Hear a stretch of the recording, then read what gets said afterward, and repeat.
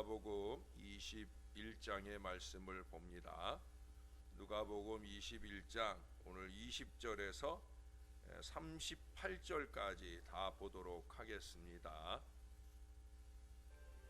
너희가 예루살렘이 군대들에게 에워싸이는 것을 보거든 그 멸망이 가까운 줄을 알라. 그때 유대에 있는 자들은 산으로 도망갈 것이며 성내에 있는 자들은 나갈 것이며 초원에 있는 자들은 그리로 들어가지 말지어다. 이날들은 기록된 모든 것을 이루는 징벌의 날이니라. 그날에는 아이벤 자들과 젖먹이는 자들에게 화가 있으리니 이는 땅에 큰 환난과 이 백성에게 진노가 있겠음이로다. 그들이 칼날에 죽임을 당하며 모든 이방에 사로잡혀 가겠고 예루살렘은 이방인의 때가 차기까지 이방인들에게 밟히리라. 1월 성신에는 징조가 있겠고 땅에서는 민족들이 바다와 파도의 성난 소리로 인하여 혼란한 중에 곤고하리라. 사람들이 세상에 임할 일을 생각하고 무서워하므로 기절하리니 이는 하늘의 권능들이 흔들리겠음이라. 그때 사람들이 인자가 구름을 타고 능력과 큰 영광으로 오는 것을 보리라. 이런 일이 되기를 시작하거든 일어나 머리를 들라. 너희 속량이 가까워왔느니라. 이에 비유로 이르시되 무화과 나무와 모든 나무를 보라. 싹이 나면 너희가 보고 여름이 가까운 줄을 자연히 아나니 이와 같이 너희가 이런 일이 일어나는 것을 보거든 하나님의 나라가 가까이 온 줄을 알라. 내가 진실로 너희에게 말하노니 이 세대가 지나가기 전에 모든 일이 다 이루어지리라.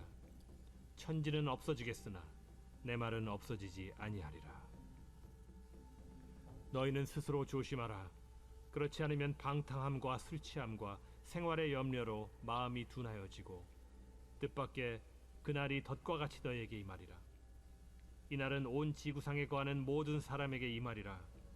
이러므로 너희는 장차 올 이 모든 일을 능히 피하고 인자 앞에 서도록 항상 기도하며 깨어 있으라. 예수께서 낮에는 성전에서 가르치시고 밤에는 나가 감람원이라 하는 산에서 쉬시니 모든 백성이 그 말씀을 들으려고 이른 아침에 성전에 나아가더라. 아멘. 오늘 저녁에 오후 5시에 영등포 교회에 있는 교회에서 있는 노숙인과 함께하는 예배에 함께 가실 분들은 오늘 우리 황 목사님께 미리 연락을 좀 주셔요. 그래서 차량편 함께 하셔서 가셔서 헌금도 조금 하시고 또 노숙인들 또 쪽방촌 사람들과 함께 예배도 하고 또 같이 식탁 교제도 나누고 하는 은혜로운 시간에 많이 함께 하시면 좋겠습니다. 우리는 많은 사람을 만나면서 살고 있습니다. 어떤 때는 좋은 사람을 만나기도 하고 또 만나고 싶지 않은 나쁜 사람을 만나기도 합니다. 어떤 사람은 만나서 유익이 되기도 하지만 어떤 사람을 만났을 때 우리에게 유익이 되지 못하고 오히려 해가 될 때도 있어요. 그래서 우리는 사람을 함부로 만나는 것이 두렵고 조심스럽지 아니할 수가 없습니다. 그래서 우리가 어떤 사람과 계속해서 함께 지내려고 할 때는 그 사람이 도대체 어떤 사람인가 알기 위해서 그 사람의 과거를 살펴보려고 합니다. 어떤 부모에게서 태어났는지, 또 어떻게 성장을 했는지, 또 신앙생활은 어떻게 해왔는지, 예수님을 언제 만났는지 못 만났는지, 또 예수님을 영접한 사람인지, 아직도 교회는 오래 다녔다고 하지만 예수님을 제대로 영접하지 못한 사람인지, 거듭남 즉 중생의 체험을 한 사람인지 아직도 중생의 체험을 못한 사람인지 등등 그 사람에 대해서 잘 알고 싶어 하는 것이 많이 있어요. 목회자는 특별히 더 그렇습니다.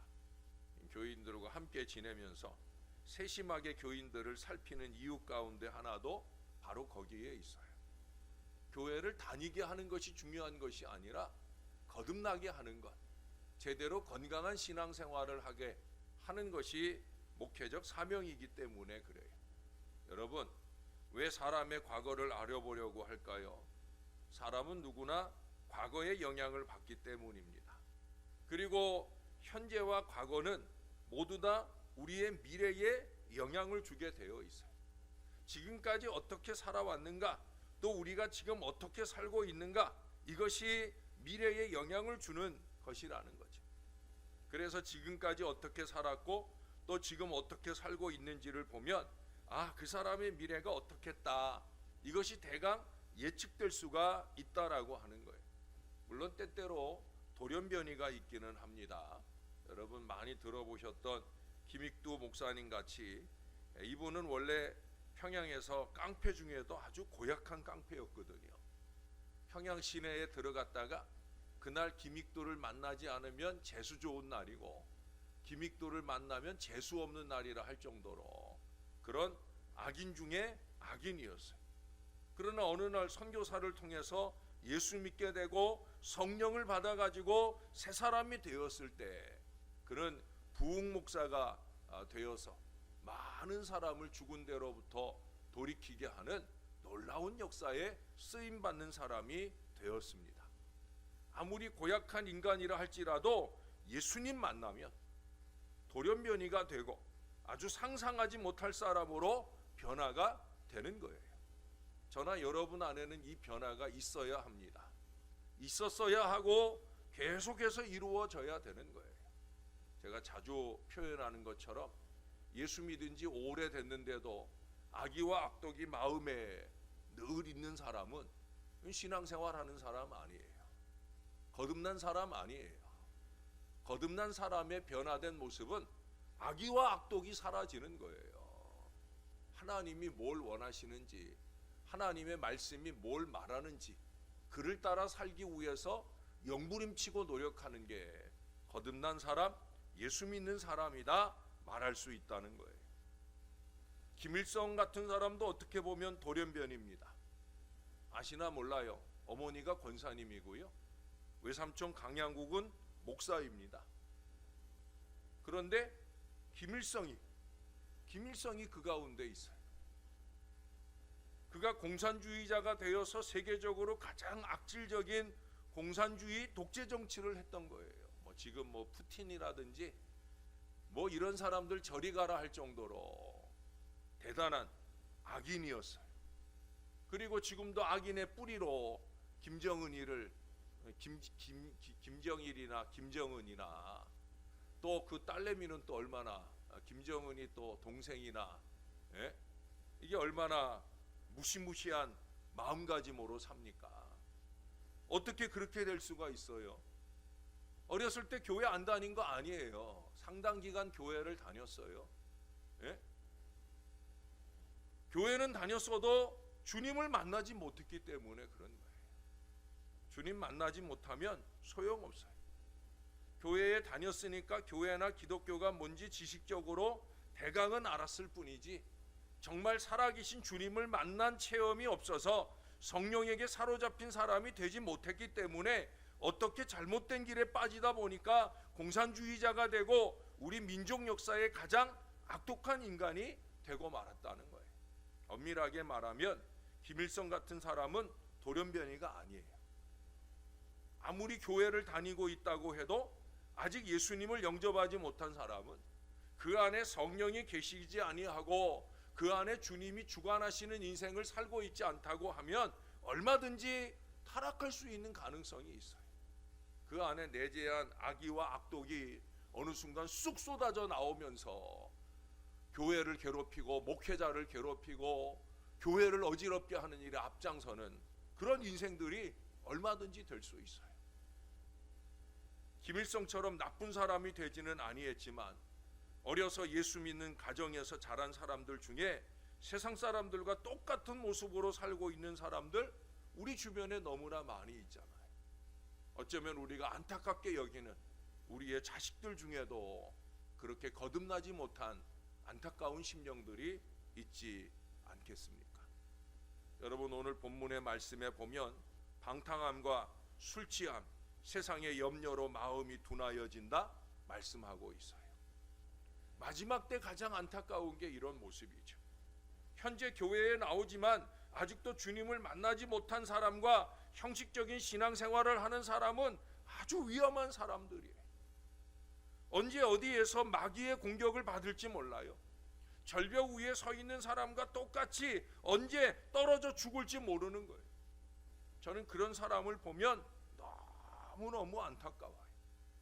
제가 강단에서 하나님 말씀 전할 때 간절해지는 이유가 그것입니다. 예언자적 사명감을 가지고 불의 혀같이 갈라지는 말씀을 전하게 되는 이유가 바로 여기에 있는 거예요. 저 나름대로 최선의 목회를 하려고 하는 이유가 여기에 있는 거예요. 절벽에서 내려오게 하려고, 떨어지기 전에 무사히 내려와 구원의 반열에 우뚝 서게 하려고 때로는 말씀으로, 때로는 간절한 기도로 지켜내려고 영부림칩니다. 해마다 소원 기도문을 받고 새벽마다 또 기도할 기회를 잡아서 늘 기도하는 이유도 바로 여기에 있는 거예요. 예수님 오실 날이 가까이 왔으니까. 예? 우리가 어제도 보았고 오늘도 보았던 말씀들 보시면 주님 오실 날이 정말 가까웠다, 이런 느낌이 들지 않습니까? 딱 이 말씀들대로 지금 이 지구상의 모습들이 보여지고 있는데, 그러면 주님이 곧 오실 때가 됐거나 아니면 저와 여러분의 나이가 주님께 갈 날이 가까이 왔기 때문에 더더욱더 그런 거예요. 어느 때까지 게으르고 나태한 모양으로 신앙하다가 주님 부름 받겠습니까? 악의와 악독을 이만큼 간직하고 살다가 그러다가 주님을 만나겠습니까? 예? 천국 갈 줄로 알았는데 죽고 나서 깨보니까 천국이 아니라 지옥에 놓여있는 인생을 살고 있겠습니까? 우리가 그럴 수 없지 않겠어요? 절대 그래서는 안 될 거예요. 저와 여러분은 언제 주님이 재림하실지 모르는 이 마지막 때를 지금 살고 있어요. 그날이 덫과 같이 너희에게 임하리라고 하셨는데, 주님이 오시는 그날은 우리 성도들에게는 덫이 아니라 영광의 날이죠. 모든 고생이 끝나고 빛나는 세마포 옷을 입고 우리 주님을 만나는 바로 그날이에요. 얼마나 기쁘고 축복된 날인지 몰라요. 그날은 너무 감격해서 다 기쁨의 눈물을 흘릴 것이고 춤을 추고 좋아서 어쩔 줄 모를 거예요. 상상만 해도 너무너무 좋아요. 그래서 저희 부부는 그날을 간절히 기다립니다. 어서 주님이 속히 왔으면. 그래서 부족한 종이 이 강단에서 선포하는 말씀이 참인 것을 보여주는 때가 왔으면 하는 간절한 마음이 있습니다. 주님이 어서 오시었으면 좋겠어요. 마라나타, 아멘, 주 예수여 오시옵소서. 여러분, 그 마음을 간직하고 사는 사람은 정신 바짝 차리고 삽니다. 예배하는 한 시간을 허비할 수가 없고요, 예배하지 않는 시간조차도 우리의 마음을 잠시도 악의와 악독으로 채우지 않고 아버지 뜻을 채워가는 호람대오의 신앙으로 살 수밖에 없는 거예요. 왜 그렇습니까? 예수 안 믿는 사람들, 또 예수 믿는 척하면서 교회는 다니지만 실제로 믿지 않는 사람들에게 그날은 심판의 날이기 때문이에요. 그날에 당할 고통과 슬픔과 비참함은 그야말로 형용할 수가 없는 거예요. 그래서 오늘 36절에 이 하나님의 진노를 피하려면 항상 기도하며 깨어 있으라 말씀하고 있어요. 주님 오실 날이 가까워졌으므로 항상 기도하면서 깨어 있어야 되는 거예요. 오늘 교인들 속에 이 모습들이 없어서 목사는 늘 안타깝고 간절해집니다. 항상 기도하고 깨어 있어야 될 텐데 그게 안 된다는 거예요.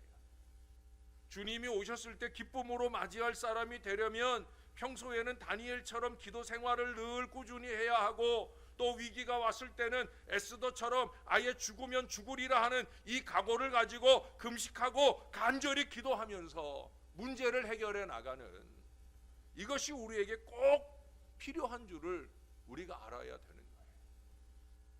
우리가 평소에 습관적으로 기도의 시간만 채우려고 해서는 안 돼요.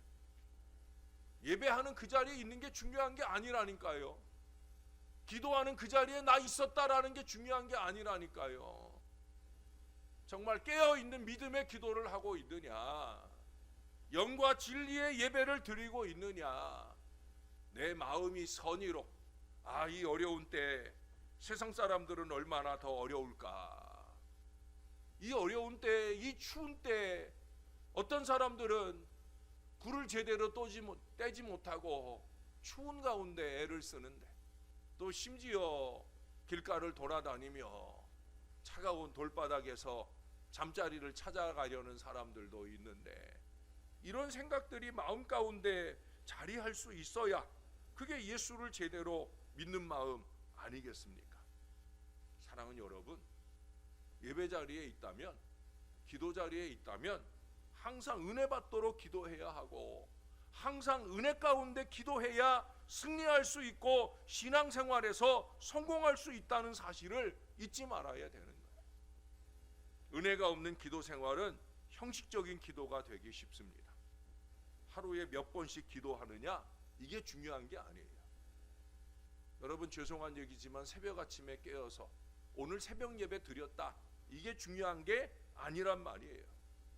내가 그 기도 시간을 통해서 얼마나 은혜를 받고 있느냐, 또 내가 은혜 가운데 기도 생활을 제대로 잘하고 있느냐, 이게 중요하다는 거예요. 기도한 내 심령이 하나님의 선의로 채워져 눈을 크게 뜨고 내가 주를 위하고 세상을 위해 할 일이 무엇이 있는가 하는 것들을 찾아볼 수 있는 사람이 되어야 된다는 거예요. 어떤 권사님은 매일 새벽 제단에 나와서 하루 몇십 분을 기도를 해요. 그래서 하루는 제가 신방 가서 권사님 기도하시면 어떤 기도하세요? 라고 물어보니까, 목사님, 내 밑에 자손이 31명이에요. 걔네들 이름 한 번씩만 다 불러도 30분이 갑니다. 결국 그분의 얘기는 뭐예요? 그 자식들 기도만 하고 마는 거예요. 그분이 30분을 걸어서 새벽 제단을 하는 분이에요. 30분을 걸어와서 새벽 제단을 하는데 고작 기도 1시간 30분이 자기 자식들 31명, 31명 기도하는 게 전부라고 하면, 여러분, 하나님 들으실 때 얼마나 안타깝겠습니까? 아이고 얘야, 넌 맨날 똑같은 그 기도만 맨날 똑같이 하고 가느냐? 여러분, 그런 마음 하나님 마음에 들지 않겠습니까? 기왕에 왔는데 좀 정신 차리고 예배도 하고 좀 정신 차리고 기도하되 그의 나라와 그의 의를 위한 기도를 더 우선적으로 하는 사람이 되어야 되지 않겠나. 제가 그날 질문을 참 잘못했다 하는 안타까운 마음이 들었어요. 왜?